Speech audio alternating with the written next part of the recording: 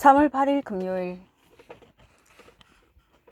호산나 찬송하리로다는 제목으로 요한복음 12장 9에서 19절의 말씀입니다. 사랑의 하나님 감사합니다. 오늘도 말씀 묵상의 시간을 주심에 감사합니다. 이 시간을 통하여서 하나님의 말씀이 들리고 복음이 들리기 원합니다. 구속사의 말씀이 깨달아질 수 있는 은혜를 주시옵소서. 오늘 주시는 이 말씀이 제게 주시는 하나님의 음성으로 들을 수 있도록 성령님 도와주시옵소서. 말씀대로 믿고 살고 누린 인생이 되게 하시고 이 시간도 우리와 함께하여 주시옵소서. 감사드리옵고 예수님의 거룩하신 이름으로 기도드립니다. 아멘. 본문의 말씀입니다. 유대인의 큰 무리가 예수께서 여기 계신 줄을 알고 오니 이는 예수만 보기 위함이 아니요 죽은 자 가운데서 살리신 나사로도 보려 함이러라. 대제사장들이 나사로까지 죽이려고 모이하니 나사로 때문에 많은 유대인이 가서 예수를 믿음이러라.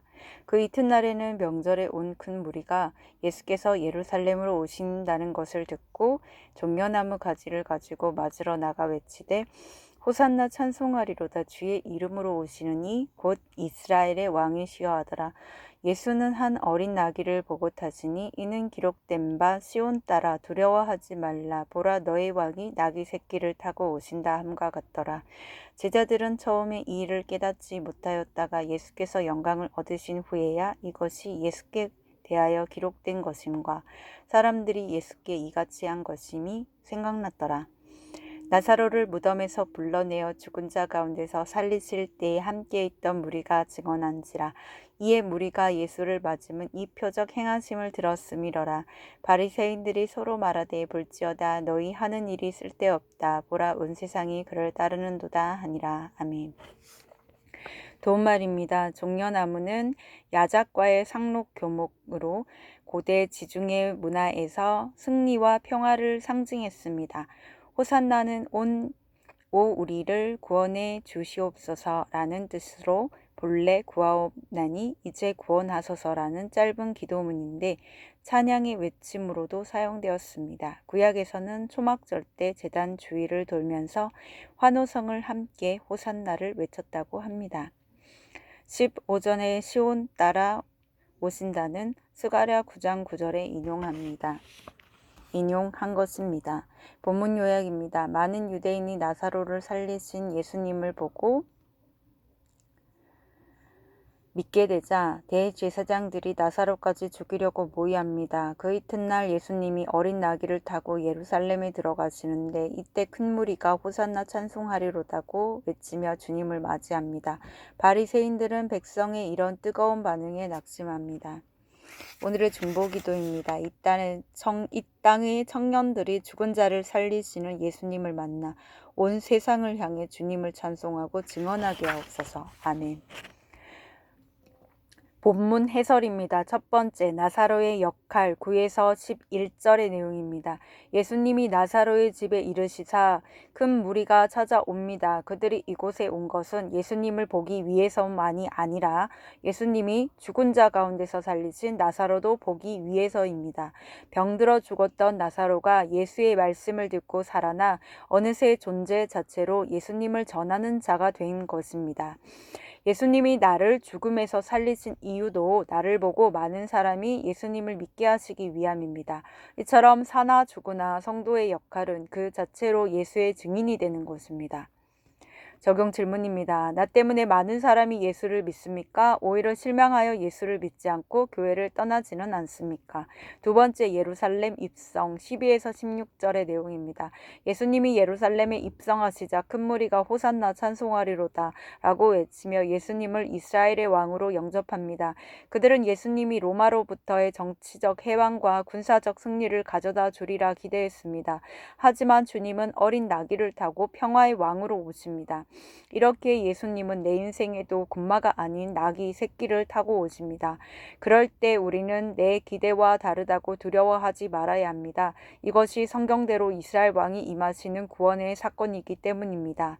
적용 질문입니다. 예수님이 나귀 새끼를 타고 내게 오시는데 그 예수님을 못 보고 나귀 새끼만 보면서 두려워하고 있지는 않습니까?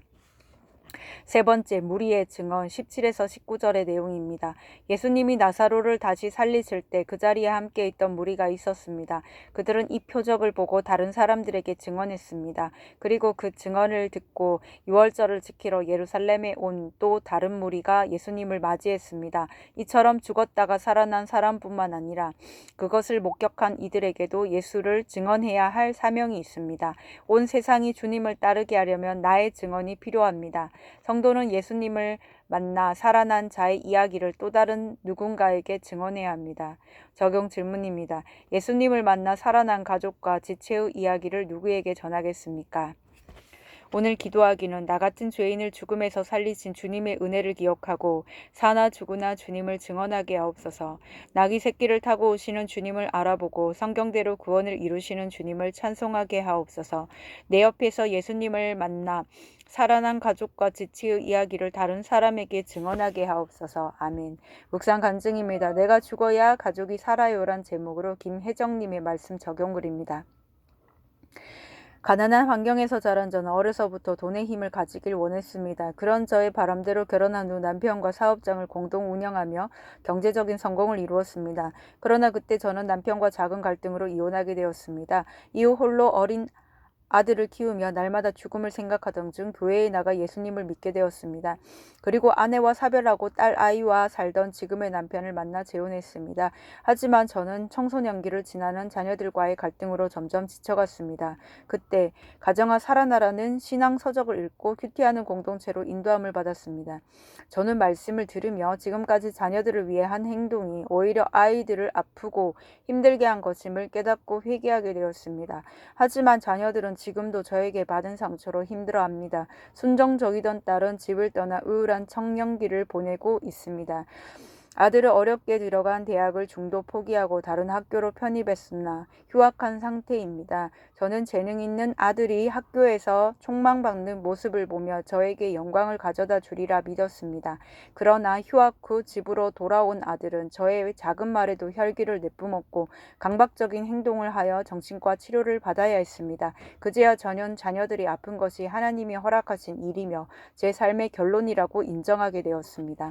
예수님이 죽은 나사로를 살리신 일을 들었음에도 믿지 않은 바리새인들처럼 믿음 없는 저의 실상을 회개합니다. 그럼에도 여전히 딸에게 서운한 감정이 들 때가 있습니다. 또한 방에서만 지내는 아들이 무덤에 누워있는 것처럼 무기력하고 답답해 보입니다. 하지만 죽어야만 부활한다는 것을 몸소 보이시고자 어린 나귀를 타고 예루살렘에 입성하신 예수님을 본받기 원합니다. 하나님이 맡겨주신 교회 소그룹 리더와 엄마의 자리를 잘 지키고자 날마다 말씀을 묵상함으로 내 자아가 죽어지는 섬김의 지혜를 얻겠습니다. 이분에 적용하기는 아들에게 밥 먹으라고 상냥하게 말하겠습니다. 자녀들에게 하루에 2번씩 고마워 미안해 사랑해라고 말하겠습니다. 입니다.